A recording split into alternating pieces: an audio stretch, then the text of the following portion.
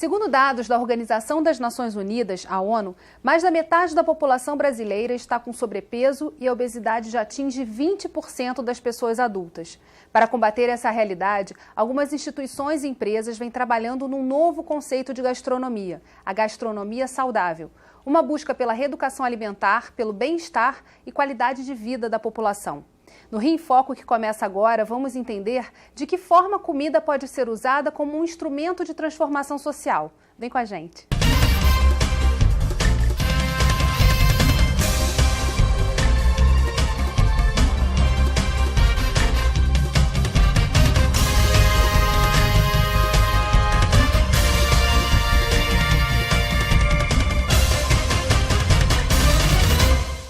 O Rio em Foco recebe a diretora do Planeta Orgânico Green Rio, Maria Beatriz Martins Costa, e a fundadora do projeto Comida do Amanhã, Mônica Guerra Rocha. A preocupação com uma alimentação saudável e equilibrada vem crescendo no mundo todo, seja por motivos estéticos ou para viver com mais saúde. Conhecer os alimentos e as suas funções vem se tornando um hábito. Vamos ver.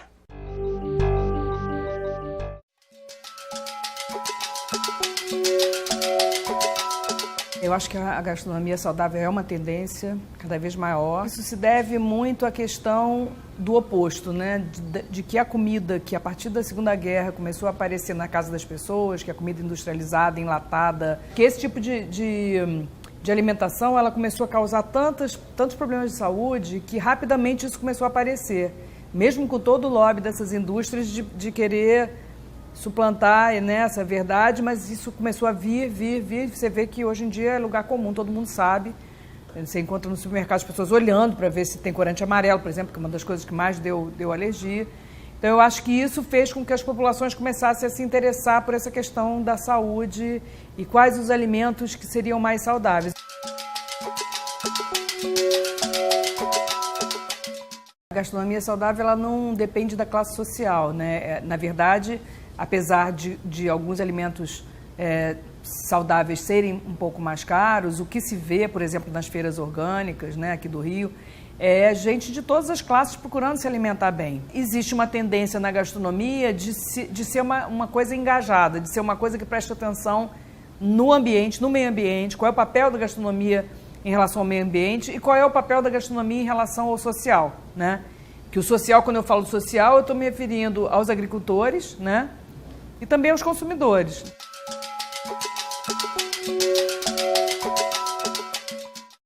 Os ecochefes são chefes que já se deram conta da sua missão, que é, na verdade, você é uma pessoa que trabalha com alimento, né? Que vende alimentação. É super importante que você entenda o seu papel na sociedade também.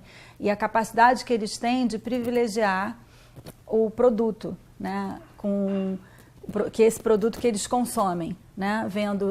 Buscando relações mais justas, alimentos melhores, que são alimentos que vêm direto do campo, que são de locais mais próximos de onde eles estão, ou seja, viajam menos, são colhidos mais perto de quando eles vão usar e, além de tudo, tem uma pegada menor de carbono. Então, a própria indústria está procurando se adequar de alguma maneira, né? Se adequar fazendo produtos com menos conservantes, com menos corantes, porque cada vez mais as pessoas estão entendendo que é o melhor, né? Você ter o alimento mais natural possível. O que a gente, na verdade, está falando é de uma reconexão, né, entre quem produz e quem consome, e isso se transformando numa tendência, as pessoas se preocupando mais com esse processo. Como é que isso acontece assim, no trabalho de vocês, tanto no Green Rio, quanto no projeto que você está liderando da Comida do Amanhã, esse assunto vem se colocando? Eu acho que há muitos anos que eu estou envolvida nessa questão da alimentação saudável, desde 2003, quando nós trouxemos a Biofar para o Brasil. Eu acho que cada vez mais o que você falou da reconexão do produtor e do restaurante da indústria, tem um terceiro elemento aí, que é o consumidor, que está cada vez mais consciente e mais interessado em saber a origem do produto. Então, no momento que o consumidor está atento à origem do produto, ele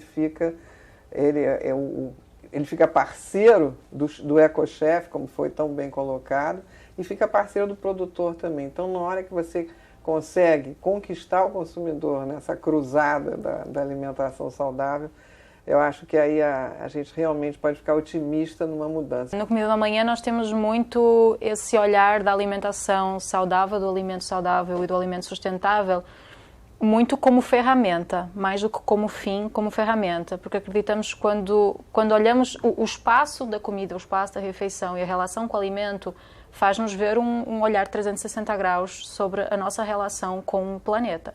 Então nós temos essa consciência da transformação do planeta, da transformação da relação humana entre nós, enquanto sociedade, e da nossa transformação mais íntima, que é com o nosso corpo.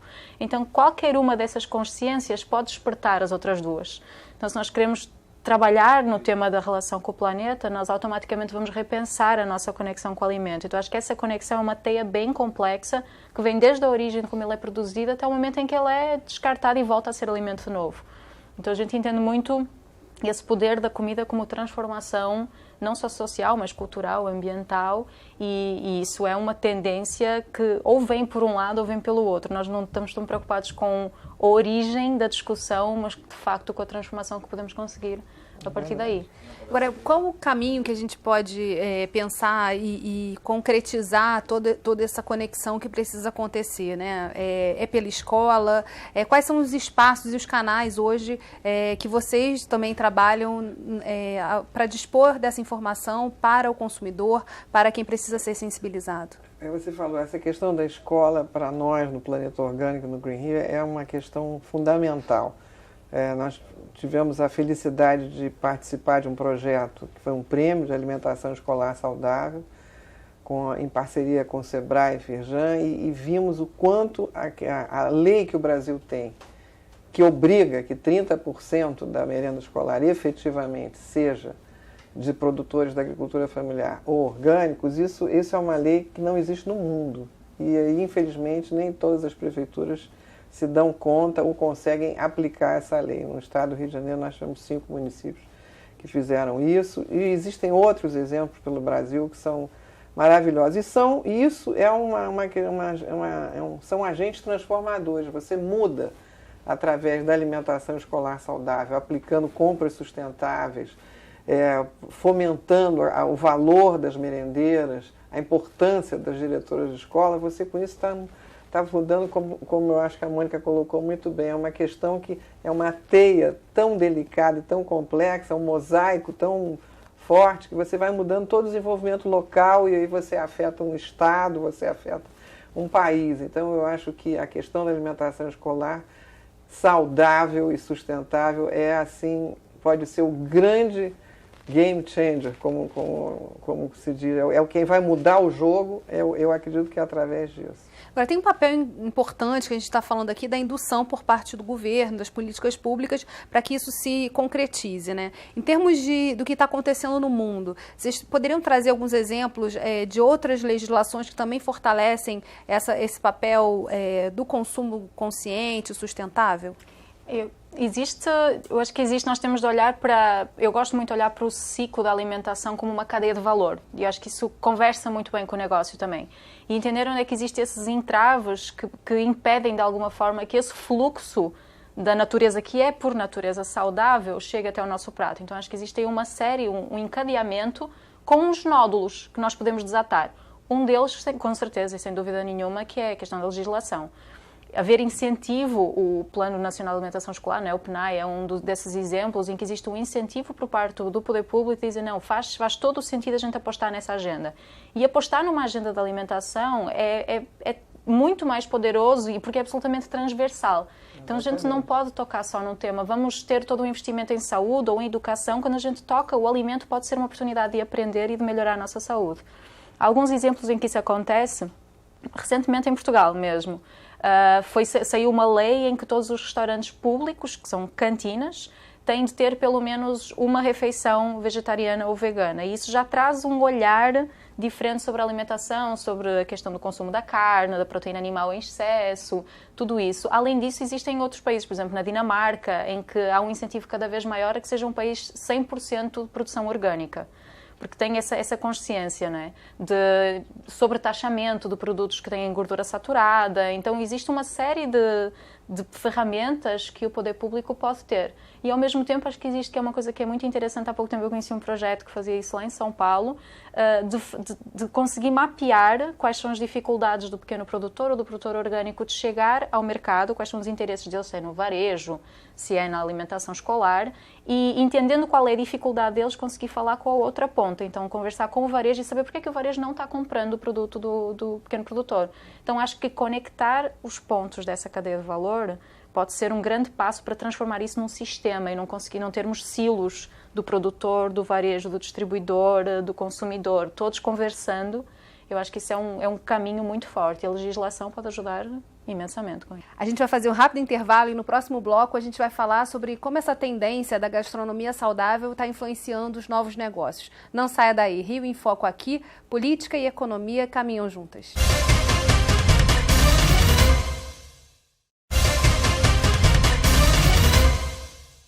Voltamos com Maria Beatriz e Mônica Guerra. De acordo com o estudo da agência de pesquisa Euromonitor, o mercado de alimentação ligado à saúde e ao bem-estar cresceu 98% no Brasil no período de 2009 a 2014, movimentando cerca de 35 bilhões de dólares por ano no país. Na matéria a seguir, vamos ver como os empreendedores estão percebendo e trabalhando essa tendência. Quem anda pelo centro da cidade consegue perceber um aumento no número de restaurantes que oferecem uma alimentação mais saudável. Nada de frituras e gorduras. O menu que vem chamando a atenção dos consumidores é baseado em saladas, sopas, verduras, sanduíches, chás e sucos. Alguns até com opção de produtos orgânicos.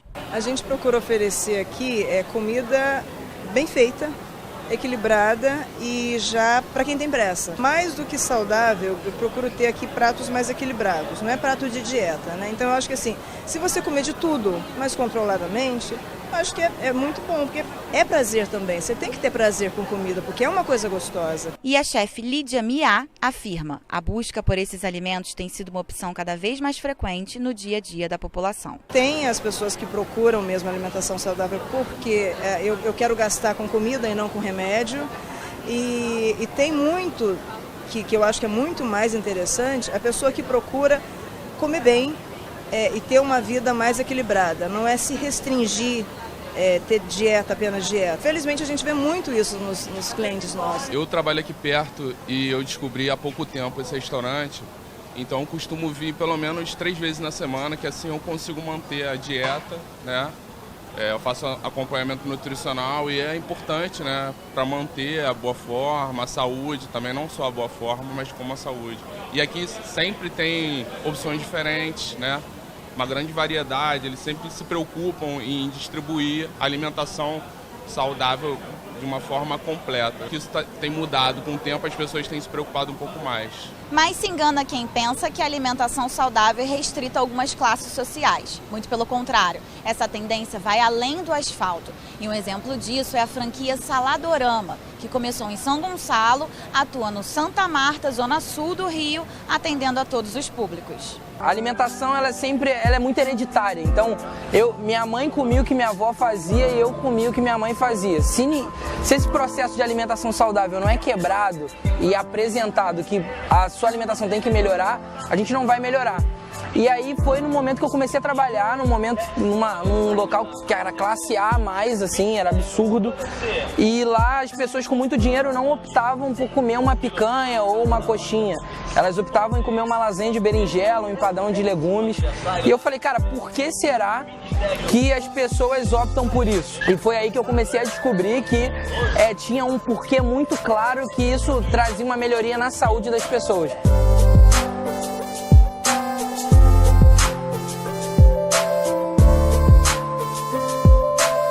Antigamente a gente ficava ficava esperando muita coisa vir de quem estava de cima. Hoje, o papel do empreendedor é levar soluções para quem está em cima para gerar uma transformação maior. O que me inspira muito mesmo é ver que realmente eu estou conseguindo gerar uma transformação. Na ponta da cadeia, no meio da cadeia, no início da cadeia, em algum momento. Quando eu começo a ver que a cozinheira que trabalha comigo está melhorando a alimentação do filho dela que está em casa, quando eu vejo outras pessoas se interessando mais por alimentação saudável e fala, cara, fui inspirado no Saladorama, eu falo, cara, é isso aí, é essa transformação que eu quero gerar. Na verdade, o que essa matéria traz é um pouco dessa discussão, né? Do que está acontecendo. O consumidor está mais sensível, ele está procurando mais esse produto. O que a gente pode, como é que a gente trabalha e continua sensibilizando para que mais pessoas tenham acesso também a essa alimentação mais sustentável?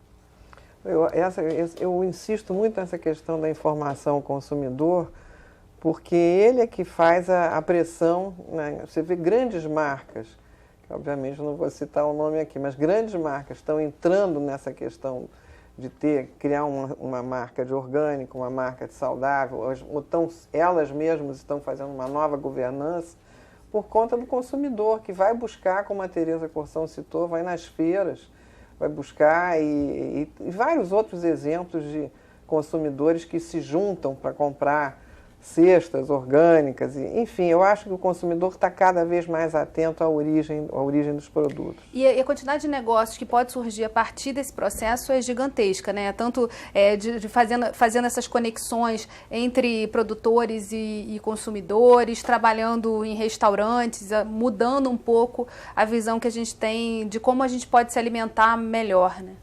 O consciente coletivo está muito mais atento. Eu acho que a tendência é global, não é só no Brasil, não é só no Rio, a tendência é global. E acho que a escassez que existe não é de alimento saudável para qualquer classe, a escassez muitas vezes de informação e de conhecimento. E tem alguns projetos até bem interessantes de como é que a gente pode, por exemplo, repensar a cesta básica. 23% da população brasileira praticamente depende da cesta básica para a sua alimentação, é a sua principal refeição. Então, como é que a gente pode reinventar, ou talvez até seja uma questão a pensar no poder público, como é que essa cesta básica pode se readaptar à nossa consciência alimentar? Então, se a gente souber que com arroz e feijão, a comida do brasileiro, que está no prato brasileiro, é extremamente saudável. Arroz, feijão, a couve, é um alimento nutritivo, é um alimento completo, é uma refeição muito completa e historicamente desenvolvida. Então não existe muito segredo sobre isso. O que eu acho que é o grande diferencial que a gente está a ver cada vez mais nos negócios, e principalmente nos negócios ligados à alimentação, é trabalhar muito com uma economia criativa, que é ativar esse consciente coletivo, ativar essa sabedoria, esse conhecimento coletivo e colocá-lo a serviço de um trabalho que é muito mais do que produzir alimento. Então a gente tem visto, não é, ao longo da história que o foco de muitas das indústrias alimentares era vender, como nós não conseguimos criar uma obsolescência programada do nosso estômago, então nós vamos sempre comer e comer numa determinada quantidade, não cabe mais, não tem como comprar, podemos comprar a casa maior, o carro maior, 3 carros, mas não podemos comprar 3 estômagos. Então a indústria alimentar, ela acabou ao longo do tempo por se reinventar para que a gente conseguisse comer mais calorias sem ter tanto espaço no estômago, e quando isso modifica, nós temos de reavaliar todo o consciente coletivo, temos de reavaliar todo esse conhecimento que existe, e a própria indústria está a se adaptar a isso. E não é à toa que a gente agora vê congelados saudáveis, que a gente vê um repensar mesmo do suco embalado, de ficar livre de sódio. Então acho que existe quase uma invasão nutricional dentro do produto industrializado. Mas eu acho que tem de se colocar em questão muitas vezes e ficar atento também sobre isso, né? Porque existe toda uma nova área de negócio a abrir-se, mas ao mesmo tempo existe muitas vezes uma vestimenta, uma máscara que acontece por trás do alimento, que ele aparentemente se mostra como saudável e muitas vezes ele não é. A Mônica levantou uma questão que eu queria colocar também, a questão da nossa riqueza, da biodiversidade do Brasil. Nós temos e aí os chefes têm um papel muito importante, porque eles são formadores de opinião. Na medida que os chefes, como a Tereza levantou a questão da mandioca, a Roberta Sudbrack fez um caviar do quiabo, e a Flávia Quaresma também inovou há tantos anos atrás. Eu acho que tem tantos chefes, eu não quero ser injusta com outros chefes, mas a biodiversidade brasileira, o que tem se a gente for andar pelo Brasil, o que tem de alimentos ricos, que merecem ser divulgados, e aí os chefes têm essa função, Isso aí dá um outro programa para você fazer. Não, que é interessante também pensar nessa questão da cesta básica, né? Porque você tem uma diversidade, você tem a sazonalidade dos alimentos. Quando você fala de verduras, legumes... Não é contemplado. Né? Exatamente, que acaba precisando de estar no radar. Não valorizam. Na região, na Amazônia tem uma riqueza enorme, no Nordeste tem outra. Cada bioma nosso tem uma riqueza enorme de cesta básica para oferecer. E nutricionalmente é riquíssimo, né?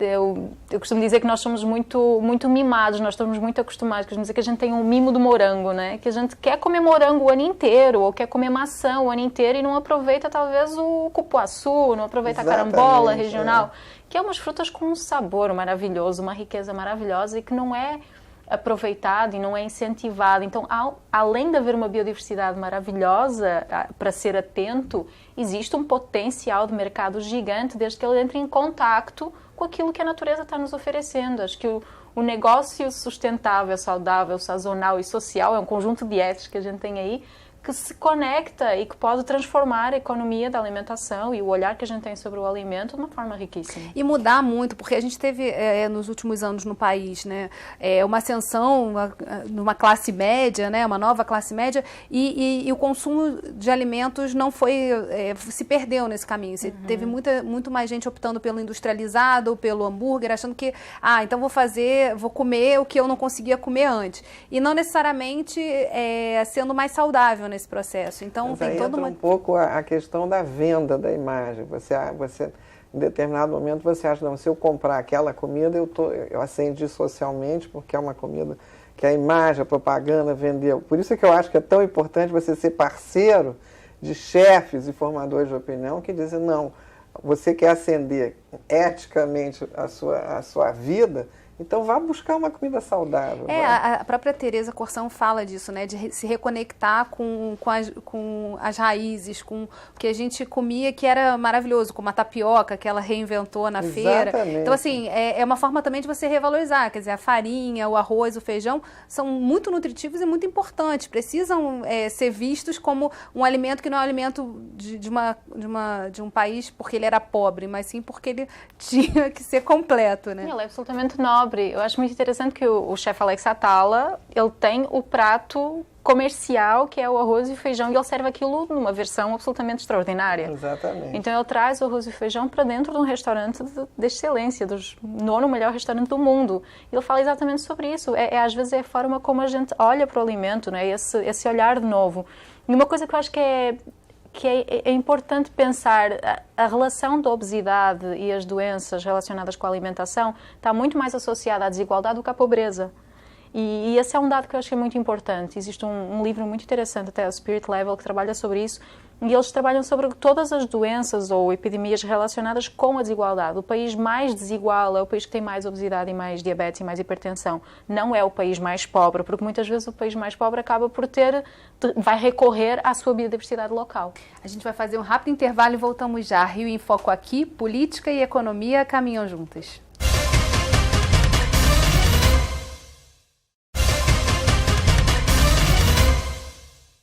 A partir de 2017, a ONU definiu que 18 de junho é o Dia Mundial da Gastronomia Sustentável.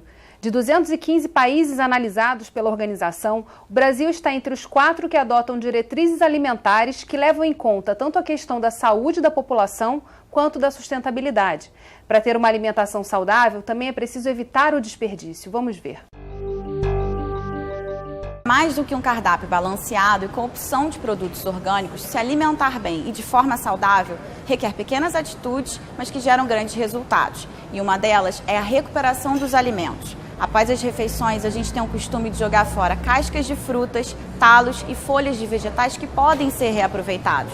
E uma das instituições que vem trabalhando esse conceito na redução do desperdício desses alimentos é a Gastromotiva, que tem como lema um mundo com menos desperdício, um mundo mais inclusivo. A gente tem como objetivo salvar alimentos. Alimentos que seriam jogados no lixo, são mandados para nós e aí a gente recebe todos esses alimentos e faz um aproveitamento integral. A gente usa o alimento da casca até o caroço. Todo dia a gente tem um menu diferente. E a gente nunca sabe o que vai cozinhar, é sempre uma surpresa. A sociedade não pode olhar para a quantidade de alimentos que está sendo desperdiçada e a quantidade de gente que está passando fome e fechar os olhos. Isso não faz sentido. Então, a nossa intenção é fazer uma ponte entre os chefes, distribuidores, produtores e essas pessoas que estão passando fome. Sentar numa mesa e achar uma solução para esse problema. Além desse projeto, a ONG também oferece cursos de capacitação em cozinha, para que esses futuros profissionais aprendam a importância do reaproveitamento. E no curso da Gastromotiva, nas aulas, a gente tem também um módulo de ecogastronomia. E lá a gente ensina os alunos a utilizarem a casca. Então, se eu vou fazer um bolo de cenoura, não tem por que eu tirar a casca da cenoura. Então, isso também é alimentação saudável. Segundo dados da ONU, 1/3 da produção mundial de alimentos é desperdiçada. E aqui no refeitório a gente conseguiu evitar o desperdício de 15 toneladas de alimento. Isso servindo 7.000 refeições. Qual a importância da gente falar também, colocar em pauta essa questão do desperdício? Já houve um projeto que foi apresentado, inclusive, no Green Rio, de desperdício de alimentos e foi mensurado nos restaurantes o quanto foi desperdiçado e o quanto isso aí significa em termos de economia, o que você estava falando, a questão de ser sustentável. E isso aí, cada vez mais, acho que esse exemplo da Gastromotiva é fantástico, porque ele mostra o absurdo que é 1/3 do ser desperdiçado. Isso não é nem mais uma questão de economia, é uma questão de ética. Você tanta gente passando fome, você desperdiçar alimento. Então, eu acho que cada vez mais, seja pelo lado viés econômico, seja pelo lado da ética, você tem que ficar atento à questão do desperdício. E como mobilizar para essa ideia de que a gastronomia pode ser sustentável? A gente está falando em várias ocasiões nesse nosso programa da ética, né? De uma nova ética, de algo que a gente deve se preocupar mais na hora que está se alimentando. Existe a questão toda do desperdício, mas que não pode ser também dissociada da questão das perdas, porque sim, nós temos aí uma meia lua, não é? Um 50-50 de responsabilidade. Então tem aquela responsabilidade do alimento a partir do momento em que a gente vai escolher até chegar na nossa casa, e o que é que no momento da escolha a gente já descarta, porque nós damos todas as diretrizes para o comércio do que é que pode ser comercializado ou não. Então a gente se vê uma bananinha pior, já não pega, isso vai contribuir para que aquela bananinha pior acabe por ir para o lixo. Mas ao mesmo tempo tem toda uma questão de perdas, que é como é que é estruturado toda essa cadeia de distribuição até chegar na mesa do consumidor. E que no Brasil é extremamente complexo pensar sobre isso. Então, se a gente vai pensar, há pouco estávamos a falar sobre política pública e gestão pública relacionada com alimentos, a distribuição de alimentos no nosso país é absolutamente crucial nesse sentido. Então, como é que é feita tanto a distribuição e a logística nacional, regional, municipal? Como é que o alimento chega até à nossa mão? Não só de onde ele vem, mas todo esse processo. Quanto mais curta a distância, menos chance do desperdício acontecer, mais saudável vai ser o alimento, mais sustentável, e a gente sempre entra nessa vantagem, não é? Quanto mais sustentável, normalmente mais saudável ele vai ser também. Em relação à ética e à sustentabilidade, temos de olhar também o que é que podemos fazer com as cascas dos alimentos que não podemos aproveitar. Então, trabalho compostagem doméstica, como é que o nosso alimento pode virar alimento. Então, acho que o trabalho não é só do aproveitamento integral, mas também como é que a gente deixa de olhar para o lixo como lixo e olha para o lixo como oportunidade. E aí entra toda uma história de economia circular. Como valor. A economia circular é uma nova economia e a inovação a tecnologia nesse processo é fundamental. Quer dizer, a gente está falando aí de melhorar a logística, todos os processos até a chegada do alimento para ser vendido ou para ser consumido. E a gente está falando também da possibilidade de inovar nesse processo, dessa relação que a gente tem com o alimento. Aí entra o que eu queria levantar também, que é a questão da bioeconomia, que é considerada a economia do século XXI, que é justamente você sair de uma economia. Essa transição vai ser uma transição muito difícil, eu acredito, mas que já está em andamento. Eu acho que já tem, a União Europeia já criou um programa sobre isso, os Estados Unidos já tem, China já tem, Brasil também já tem, e é você sair da economia do petróleo e entrar numa economia em que você evite o esgotamento das reservas naturais. Tem uma curiosidade que eu gostaria de dividir com vocês, que pouca gente se dá conta, que o maior investidor em energias renováveis do mundo é a Arábia Saudita. Como é que você, o maior produtor de petróleo, está investindo em energia renovável? Porque ele sabe que um dia vai acabar. Então você tem que ficar atento e tratar muito bem da biodiversidade. É um custo de transição importante, né, que está sendo avaliado por diferentes órgãos e organismos pelo mundo, né, de quanto vai custar fazer essa transição. Mas se você pensar na oportunidade que tem para um país como o Brasil, que é tão grande, diverso, tem tantas realidades acontecendo, também é uma oportunidade grande de se fazer negócios e de se estar dentro dessa tendência. Né? Mesmo pensando em produção de energia, tem países que já estão muito à frente no desenvolvimento de energia a partir da biomassa. Com certeza. E o Brasil tem uma quantidade de biomassa vegetal orgânica incrível, né? Então dá para fazer absurda, dá para fazer muita coisa a partir daí. Então dá para olhar de um ponto de vista de macroeconomia também, como é que a relação do alimento coexiste com bioeconomia. Bem, a gente, infelizmente, tem que acabar esse programa. Poderíamos ficar aqui mais um tempão conversando. Obrigada, Bia. Obrigada, Mônica. E obrigada a você, telespectador, que acompanha a nossa programação. A gente se vê no próximo programa. Aproveita e segue a gente nas redes sociais, Facebook, Instagram e Twitter. Você também pode enviar dúvidas e sugestões para rioinfoco@lerj.rj.gov.br ou para o nosso WhatsApp 21 98890 4709. TV Alerj, o canal do povo fluminense. Até a próxima.